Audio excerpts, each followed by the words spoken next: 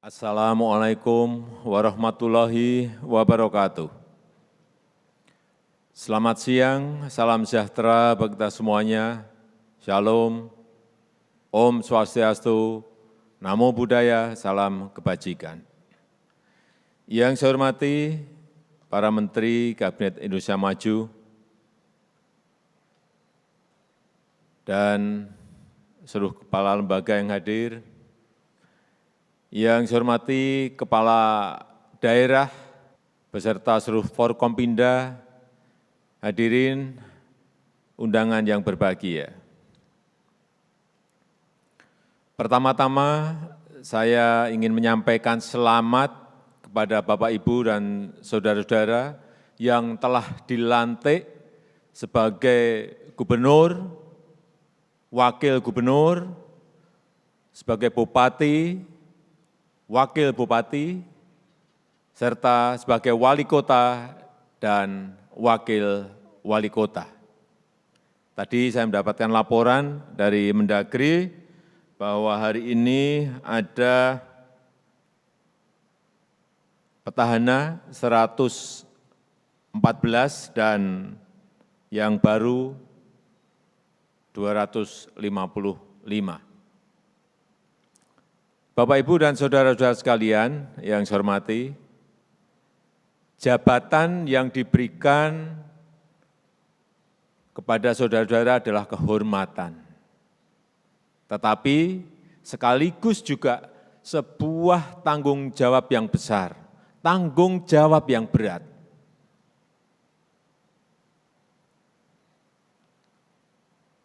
Oleh sebab itu, jangan sampai saudara-saudara ini hanya mengikuti prosedur yang ada. Harus goal oriented, harus result oriented. Orientasinya adalah hasil. Harus berani berinovasi, bukan sekedar mengikuti rutinitas. Hati-hati ini. Harus bekerja dengan kecepatan tinggi. Oleh sebab itu, dalam bekerja, jangan hanya puas membaca laporan saja. Cek di lapangan, lihat di lapangan, kontrol di lapangan.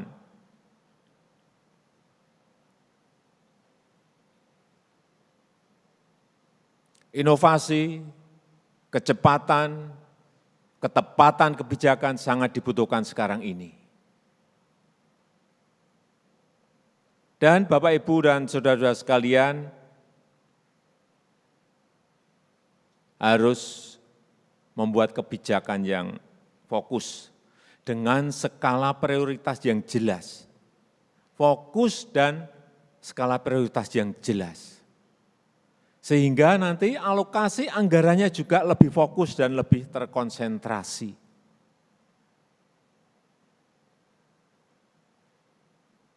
Saya melihat satu provinsi ada yang mata anggarannya sampai 40.000 mata anggaran kegiatan.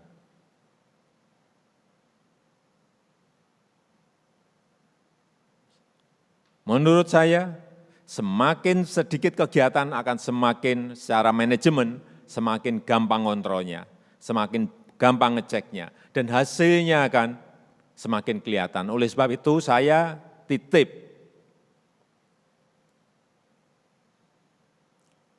buat 1, 2, atau 3 saja kegiatan besar yang anggarannya dikonsentrasikan ke sana, sehingga hasilnya bisa dilihat, dirasakan manfaatnya oleh masyarakat. Sebagai contoh,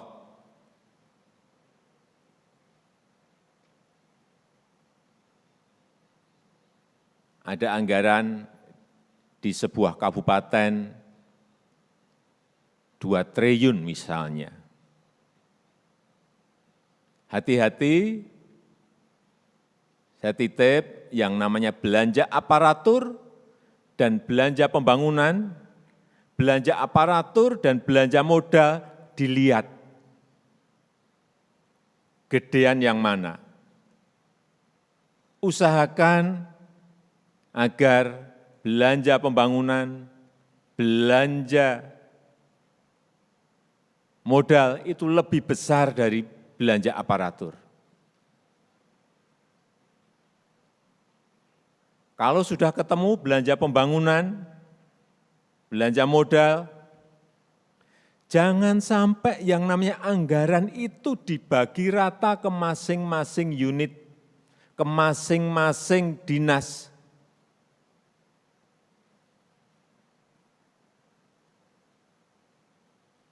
Hati-hati, sekali lagi, yang Bapak, Ibu, dan saudara-saudara prioritaskan yang mana?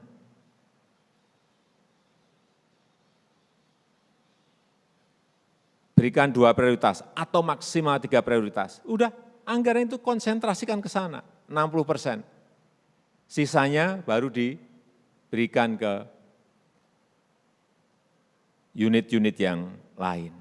Sehingga menjadi jelas, saya mau jalan di kabupaten saya sampai di desa-desa mulusnya sudah, anggaran konsentrasikan ke sana.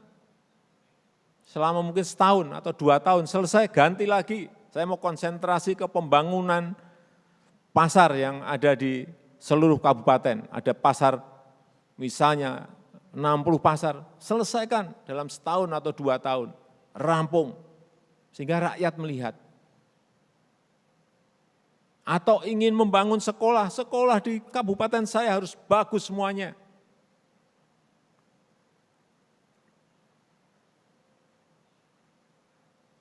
Sehingga kelihatan mana prioritas, mana yang menjadi unggulan. Jangan sampai sekali lagi yang namanya anggaran itu diecer-ecer di setiap dinas, di setiap unit. Sehingga setiap tahun itu anggaran ya terbelanjakan tetapi tidak ada baunya sama sekali. Tidak dirasakan oleh kemanfaatannya oleh rakyat. Hati-hati dengan ini karena anggaran APBD itu bisa men-trigger pertumbuhan ekonomi di daerah Bapak Ibu semuanya.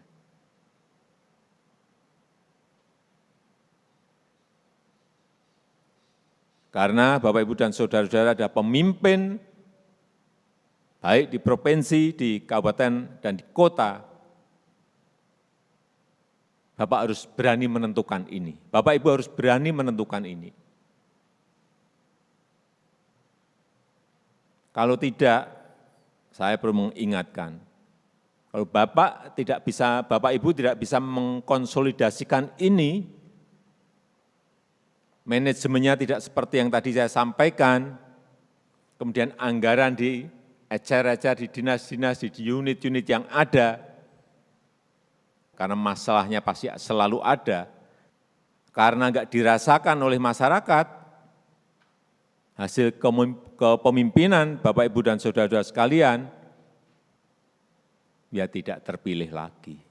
Karena anggarannya hilang setiap tahun, realisasi setiap tahun, tapi tidak kelihatan manfaatnya oleh rakyat. Yang kedua, saat ini kita masih fokus dalam mempercepat recovery kesehatan dan recovery ekonomi, pemulihan kesehatan dan pemulihan ekonomi kita. Tugas Bapak, Ibu, dan saudara-saudara semuanya adalah dua-duanya harus terkelola dengan baik. Gas dan remnya harus dilakukan secara tepat. Karena yang namanya COVID ini barangnya tidak kelihatan. Jangan sampai terlalu mendahulukan ekonomi, kemudian tidak memperhatikan penyebaran COVID yang terjadi, kenaikan kasus COVID meningkat, ekonominya justru menjadi pertumbuhannya tertekan turun. Oleh sebab itu, sekali lagi pencegahan penyebaran COVID harus menjadi prioritas penanganan pasien yang terkena kasus COVID harus terus dilakukan secara konsisten. Hati-hati, karena COVID ini barangnya nggak kelihatan. Bulan Januari yang lalu misalnya, saya nggak usah sebutkan negaranya, turun anjlok. Begitu dibuka, bulan Maret lompatannya naik tinggi sekali. Hati-hati dengan itu. Jangan sampai karena kasusnya sudah turun, kemudian tergesa-gesa untuk membuka sektor-sektor yang ada. Lakukan itu tetapi per sektor, hati-hati, per sektor hati-hati, per sektor hati-hati. Caranya harus tepat agar dampak ekonominya bisa kita kendalikan dengan baik. Kita ingat di bulan Januari yang lalu, kita kasus aktif harian kita berada di angka 14.000 bahkan sampai di 15.000. Hari ini sudah 2 minggu, angkanya 2 minggu, 3 minggu, angkanya di angka 6.000, 5.000, 4.000. Kasus harian nasional. Oleh sebab itu, pertama, lakukan PPKM Mikro ini agar menemukan kasus-kasus baru yang ada. Kemudian mengisolasi lingkungan terkecil sebelum kasus itu menyebar lebih luas lagi. Jadi jangan sampai kita ini melockdown kota atau melockdown kabupaten. Karena di satu kabupaten mungkin yang kasusnya terjadi di sebuah desa atau 2 desa, ya desa itu yang diisolasi. Sehingga tidak menyebar lebih luas lagi. Kemudian juga sosialisasi dan penegakan protokol kesehatan terus disampaikan, terus dilakukan. Ini akan dibantu oleh TNI dan Polri, dibantu oleh Forkompinda.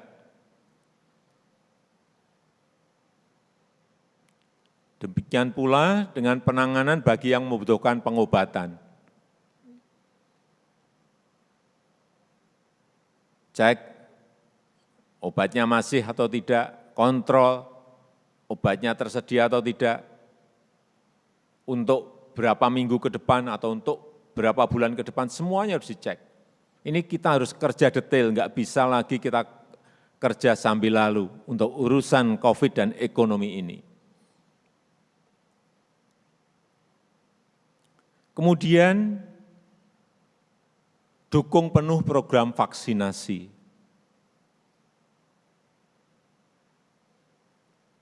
Karena kalau PPKM Mikro berjalan, protokol kesehatan dilakukan secara ketat, kemudian program vaksinasinya berjalan dengan baik dengan sasaran yang jelas.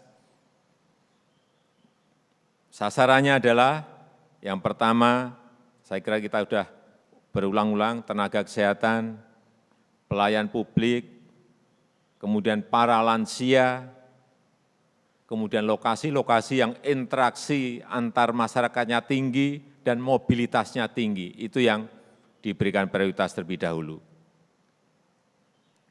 Dengan cara ini kita harapkan pemulihan kesehatan bisa kita segera capai.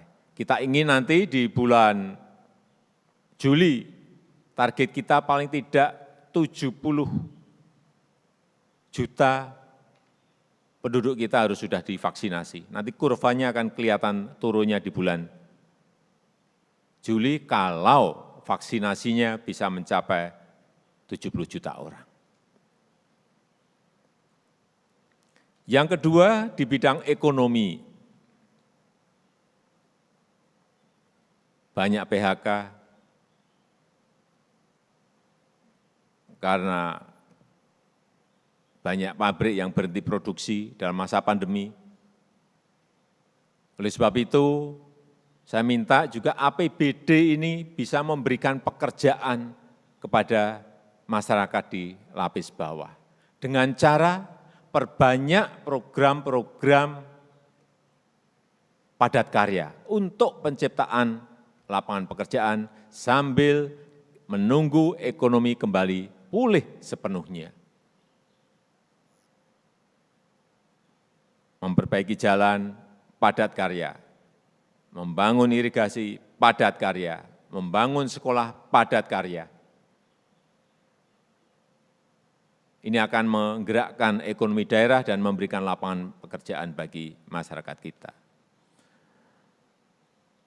Kemudian juga segera eksekusi yang namanya belanja sosial, bantuan sosial, karena rakyat menunggu, rakyat membutuhkan.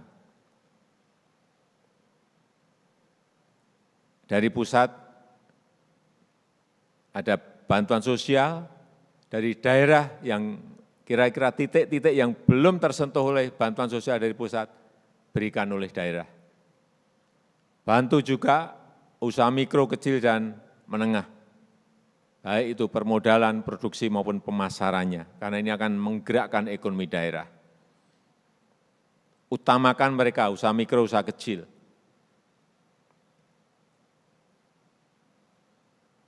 Yang ketiga, yang berkaitan dengan investasi. Berikan dukungan penuh, pelayanan penuh kepada investasi baru.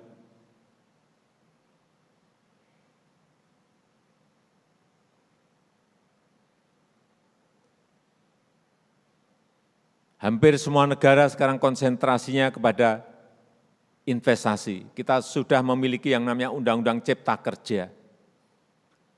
Implementasi pelaksanaan dari Undang-Undang Cipta Kerja ini di daerah harus didukung penuh karena akan membuka investasi. Karena yang namanya memperlambat izin investasi, kalau di BKPM sekarang sangat cepat sekali, yang namanya izin sangat cepat sekali. Saudara-saudara bisa sekali-sekali melihat ke BKPM, betapa kecepatan perizinan itu betul-betul kelihatan. Oleh sebab itu daerah juga sama, baik provinsi, kabupaten maupun kota. Jangan memperlambat yang namanya izin investasi. Karena investasi itu menciptakan lapangan pekerjaan. Artinya kalau memperlambat izin, juga memperlambat penciptaan lapangan kerja yang ada di provinsi, kabupaten maupun kota yang ada, yang dipimpin oleh saudara-saudara sekalian. Yang kedua, bisa kalau memperlambat izin investasi artinya apa? Memperlambat pertumbuhan ekonomi daerah, yang artinya juga memperlambat pertumbuhan ekonomi nasional. Hati-hati. Kunci pertumbuhan ekonomi nasional ini kan dari agregat pertumbuhan ekonomi di daerah. Kalau ekonomi daerah tidak naik, tidak meningkat, artinya juga ekonomi nasional juga tidak akan meningkat.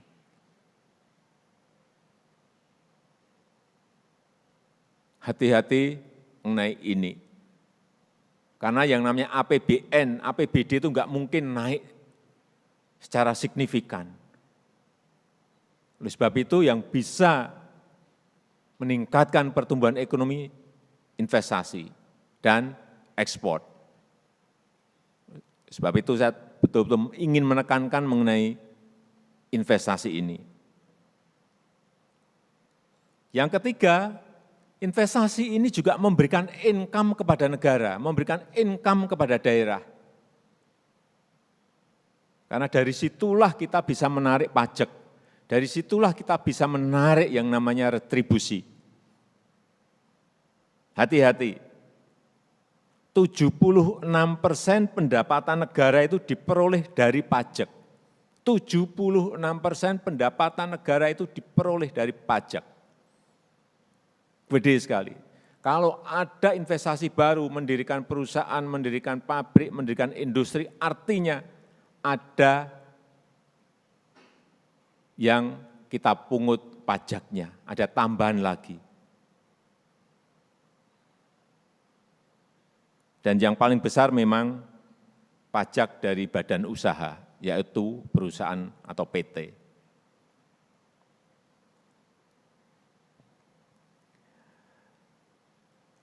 Oleh sebab itu, berikan dukungan penuh kepada dunia usaha yang ingin investasi atau yang sudah ada untuk bisa kembali segera bangkit. Ini penting sekali saya sampaikan.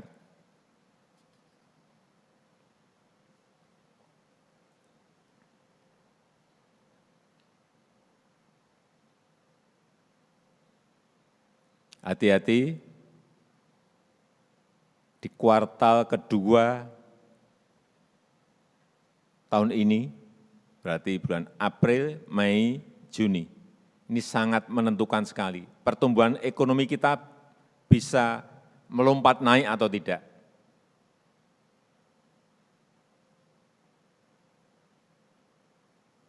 Kalau tidak, kuartal berikutnya kita akan betul-betul sangat berat.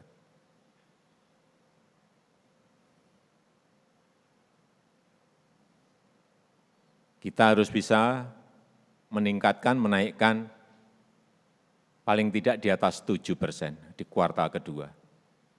Bukan barang yang mudah, bukan sesuatu yang mudah. Tetapi kalau dukungan dari daerah, dukungan dari provinsi, dukungan dari kota, dukungan dari kabupaten, semuanya bergerak bersama-sama, saya yakin ini menjadi sesuatu yang mudah.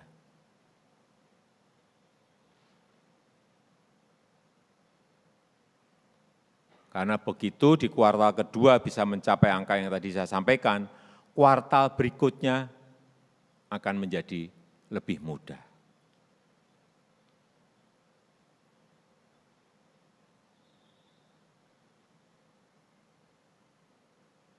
Saya rasa itu yang bisa saya sampaikan pada kesempatan yang baik ini, dan sekali lagi apa yang tadi saya sampaikan,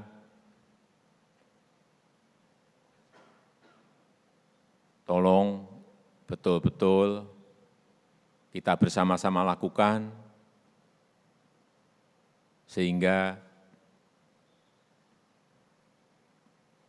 pandemi COVID ini segera bisa kita lalui dengan baik, dan ekonomi kita bisa bangkit kembali pada posisi normal dan lebih baik.